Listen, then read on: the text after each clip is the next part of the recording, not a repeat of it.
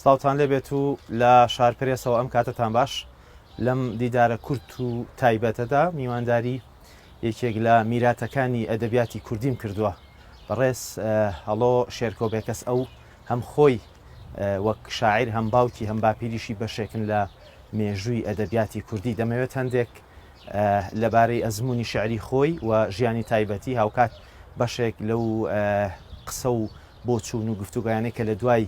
مردنی باوکیەوە لە هەرێمی کوردستان دروستبوون ئێستا ئێمە لەسەر ئارامگا و گوڵکۆی شاعری گەورەی کورد شێرکۆبێکەسین سڵاوت لێ بێکا کەڵۆ ئەم کاتت باش بەشێکی زۆر لە باوکانی کورد بەگشتی بە تایبەت سەرکردە سیاسی و کەسە ناودارەکان کاتێک کە کۆچی دوایی دەکەن میراتێکی گەورە بۆ نەوەکانیان بە تایبەت بۆ کوڕەکانیان جێدەهێڵن شێرکۆبێکەس چی بۆ تۆ بەجێهێشت؟ دیارە سپاس بۆ ئەم دیدارە ڕێز و سڵاومەیە بۆ هەموو جۆگران و بینەرانتان و هەموو ستافە جوانی کە لێرن. یارە میراتگیری شێرکۆ بۆ من میراتگیرێکی معنەوی زۆر گەورەیە. شێرکۆ بۆ من وەک شاخێکی گەورە وایە کە لە پشتمۆ ڕاوەستا بێ. وەک خۆی دەڵێ دێڕە شعری جوانی شێرکۆ لە هەموو سەرۆت و سامانی دنیا گەورەترێکە. من ئەو میراتی کە بووی جێهێشتی نەک هەر بۆ من تەنانەت بۆ ئەدەبیاتی کوردی کە ئەبێتە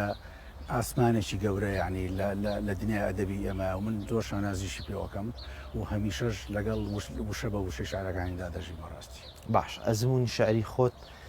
لە دوای بەتایبەت لە دوای کۆچی دوایی باوکتەوە چۆنە ئێستا هیچ ئەزمونێکی نوێت هەیە؟ دیارە لە دوای کۆچی دوایی باوکم لە 2013وانەیە من پێشتریش هەندێک جار شتم دەنووسی و بڵاویشمە کردوانێ و وەختی خۆی کە لە وڵاتی سویدی ژاوم لێ یەکێتی لاوانی کوردکارم کرد و لە گۆڤاری دیدار لێ کارم کرد و لە ڕادیۆ یەکێتی لاوان لێ کارم کرد و نووسینم هەبووە. بەڵام دیارە دوای کۆچی دوایی باوکم دەرکەوتنەکان زیاتر بوون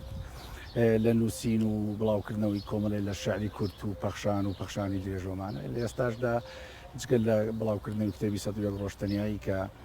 وەکو کتێبێکی سەربەخۆ بڵاوم کردەوە لەسەر ژیانی باوکم ئەو ماوەی کە لە 100 ڕۆژی کە لە وڵاتی سوید بوو لە 25 چوارەوە تاکو چواری هەشت ئەوەی چێ بوو لە ئەزمونەکانی سەرەتام. ئێستاش بەنیازم دیوانێکی شعری پۆستەرە شاعر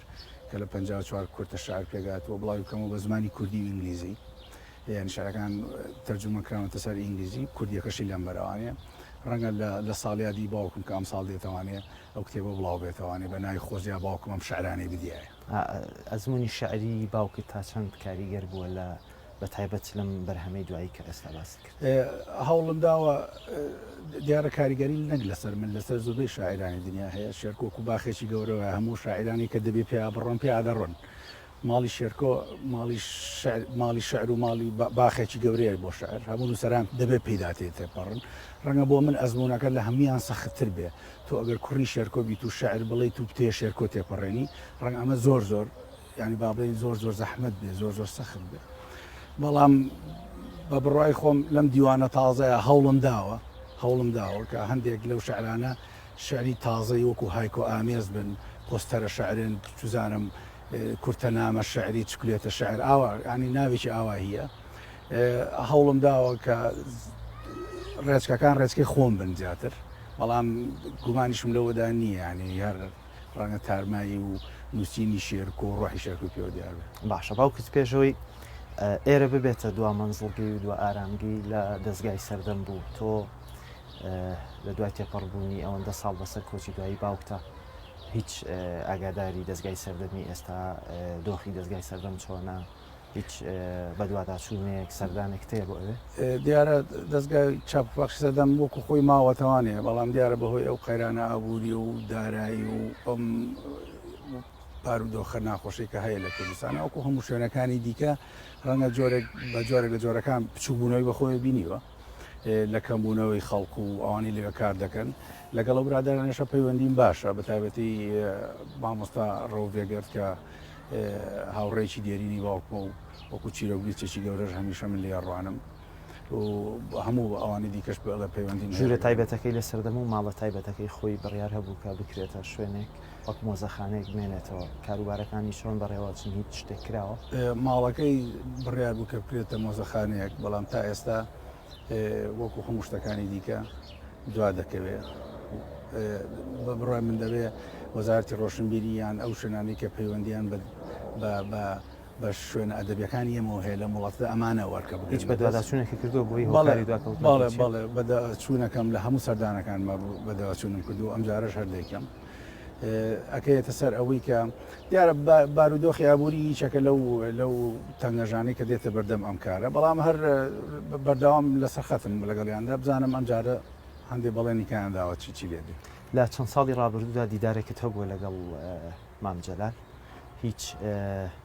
لەبارەی باوکتەوە قسەی کرد چی پێوتی دەمەوێت بزانم ئەگەر لە کتێبی سەد ڕۆشتنەیە پێم وایە هەندێک ئاماژەم پێکرد بوو دیدارێکی کورتم هەبوو لەگەڵ جەنابی مام جەلالە لە 2012 بوو لە بەرلین ئەو وەختا و لە نەخۆشخانەیەک بوو پێم وایە ئەمەلیاتی ئەژنۆی کرابوو لەوێت لە دیدارێکا بینیم خۆی حەزی کرد بۆ باوکم کە من ببینێ دانیشی گفتوگۆمان لە زۆر شت کرد. لەبارەی باوکتەوە بە دیاریکراوی شتێکی تایبەتی وت باسی حەوەی شوباتمان کرد ئەو پێی وا بوو کە ئەوەی دەبێ بچێ بۆ بەردەچی سەرا دەبێت شێرکۆ بێت لەبەری شێرکۆ شاعری گەلەوە ئەبێ ئەو لە بەردەچی سەرابێ کردی بە نوکتە وتی ئەمێچێتی مەچێتیانە پێم سەیرەکە دەڵێن شێرکۆ بۆ چێ بۆ بەردەچی سەرا ئەگەر شێرکۆ نەچێ بۆ بەردەچی سەرا بێ چێ بچێ بۆ بەردەچی سەرا ئەوەی چێ بوو لە قسانەی کە لای من لە یادەوەری ماماوەتەوە لەو کتێبەش ئاماژەم پێکرد و خەڵکی کەش زۆر دانیشتون لە دەروشتوان کە قسانی کرد. دوان لە هاوڕێ نزیکەکانی باوکت کە بەڕێزان ڕەوف بێگرد و هاوکات فاروقی مەلا مستەفان ئێستا پەیوەندی چۆنە لەگەڵیان هیچ پرۆژەیەک هەیە کە پەیوەست بێ بە ژیانی باوکتەوە لە ڕێگەی ئەوانەوە یان بە هاوکاری ئەوان؟ پەیوەندیم باش هەمیشە لەگەڵ کاک ڕەوف و کاک فاروقا کاک ڕەوف جگەلەوەی کە خۆی هیچەکە لە چێرەنووسەکانی دنیا ئەدەبی ئەمە جگەلەوەی کە هاوڕێکی دێرینی باوکمە و زۆر لە مێژەوانەیە لەگەڵ باوکمان بوو من تەنە لە منداڵیەوە بیرمەکە هاتە لای باوکم و دانیشتن و قسەیانە کرد. هیوای تەندروستێکی باشی بۆ خوازم تەندروستی لەو ماوەی کۆتاییە باش نەبوو ئێستا باشتر و زۆر دڵخۆشم و بە هیواشم بە دیداری بگەم. کاک فاروق لە نزیکەی یەک ساڵێکە بێ نەمدیوە هەندێک قسە هەبوو لەسەرەوەی کە پەیکەرێک بۆ باوکم ساز بکە بەڵام دیارە ئەوە ژارێشتا نەگەیشتەوە بە ئاکام نازانم تاسە چی کراوە. ئەو کاتێک کە شێرکۆبێکەس کۆچی دوایی دەکا مشتومڕێکی زۆر هەم لە ناوەندی ڕۆشنبیری و ئەدەبی هەم لەسەر ئاستی شەقامیش دروست بوو لەبارەی شوێنی بە خاکسپاردنەکەیەوە ئێرە هەڵبژێردرا دوجار ئەو وەسیەتەی کە کردووی بەشێکی کە ناشتنیەتی لێرە جێبەجێ کرا بەڵام بەشێکی وەسیەتەکە هێشتا جێبەجێ نەکراوە کە دروستکردنی کافەیەک و چەند شوێنێکی گشتیە لەم سنوورە لەم جێگەیە ئێوە هیچ بەدواداچوونێکتان کردووە پێتان وای ئەوە بۆچی دروست نەکراوە؟ ڕاستە ئەگوەسەرنامەکەی بە وردی بخوێنی تاوانەیە ئەوەی کە تیا جێبەجێکراوە لە پارچی ئازادی نێژراوە و تەنیش ئەم منومێنت باڵێن پشتی لەوێ بەڵام کافتێریا و دروستکردنی شوێنێک بۆ هەڵواسیلی تابلۆی هونەرمەندانی شارەکەمەوەمانی تێدا نییە بەڵام بە بڕای من بەم سادەیەش جوانە کارەکانی دیکاکێتەوە سەر دەستگاکانی وەکو باڵێن شارەوانی ئەمانە کە جێبەجێ نەکراوە تەنانەت خەڵکی دیکەش ئەیانلیز بیکەن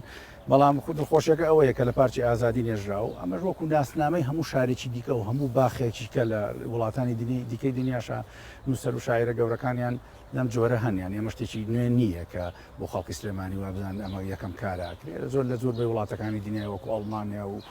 سوزانم سوید و تەنانەت دەور و پشتەکانیشمان نووسەر گەورەکان و شاعرەکانیان لە باخەکانە وەکو ڕەمزێک وەکو ناسنامەیەکی نەتەوەی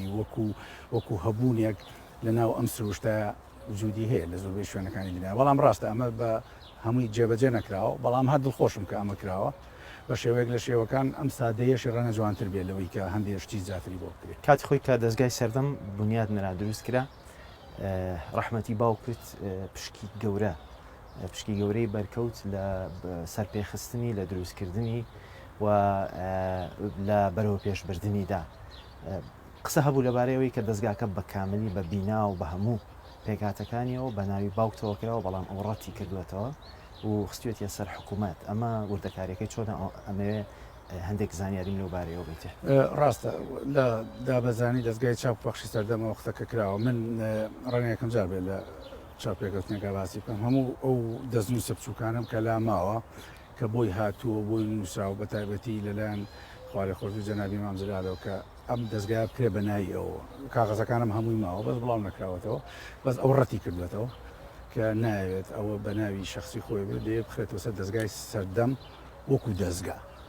بۆیە ئێستاش ئەو بینایە و هەموو ئەو چوار دەوری سینەمای هەمووی کە هەیە بە ناوی دەستگای چاپخشتی سەردەمەوە. قسە هەبوو لەبارەیەوەی کە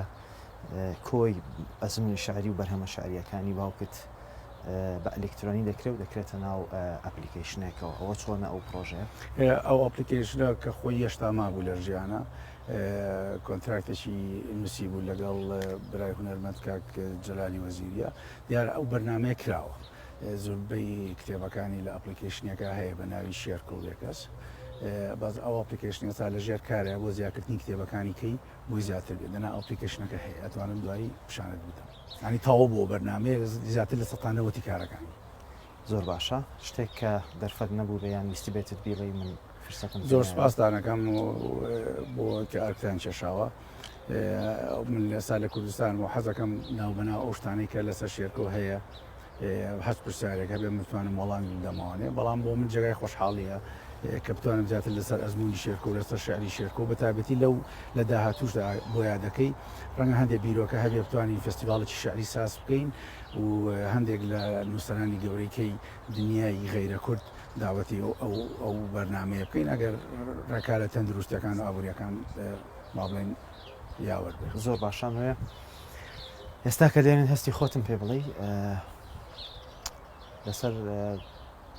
ئارامگای باوکتی تۆ وەکو کوڕێک نەک وەکو